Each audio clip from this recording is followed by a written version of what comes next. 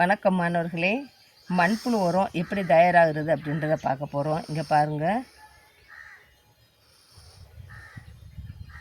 இதெல்லாம் மண்புழுக்கள். இந்த மண்புழுக்கள் இது மண்புழுக்கள். இந்த மண்புழுக்கள் எப்படின்னா, இந்த கரும கழிவுகளை சாப்பிடுது. இந்த நல்லா மண்புழு நெஞ்சிட்ருக்கு, தெரியுதுங்களா? இந்த மண்புழுக்கள் கரிம கழிவுகளை சாப்பிட்டுட்டு அதனுடைய எச்சங்களை சின்ன சின்ன உருண்டையாக என்ன செய்யும், வெளியில் விடும். இப்போ இந்த மாதிரி இருக்குது. இது நீர் அதிகமாக இருக்கிறதுனால, தண்ணி அதிகமாக இருக்கிறதுனால இந்த மாதிரி தெரியுது. இந்த உரம் என்ன செஞ்சிடும்னா கொஞ்சம் காஞ்சிரும். காஞ்ச பின்னாடி என்ன பண்ணுவாங்க அப்படின்னு சொன்னால், அதை இந்த பாருங்கள்,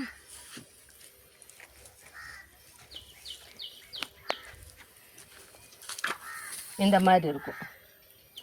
காஞ்ச பின்னாடி இந்த உரம் இந்த மாதிரி இருக்கும். அதுக்கு பின்னாடி என்ன செய்வாங்கன்னு சொன்னால், இந்த உரத்தை அள்ளி இந்த மிஷினில் போடுவாங்க. இந்த மிஷினில் போட்டு ப்ராசஸ் பண்ணால் அந்த உரம் சுத்தமாக கடைசியில் நமக்கு இந்த மாதிரி கிடைக்கும். இதுதான் மண்புழு உரம். இது இயற்கை உரம், மண்ணின் வளத்தை பாதுகாக்கக்கூடியது. நம்ம படிச்சிருக்கோம் இல்லைங்களா? இந்த மண்புழு உரம் இதுதான். சரியாப்பா?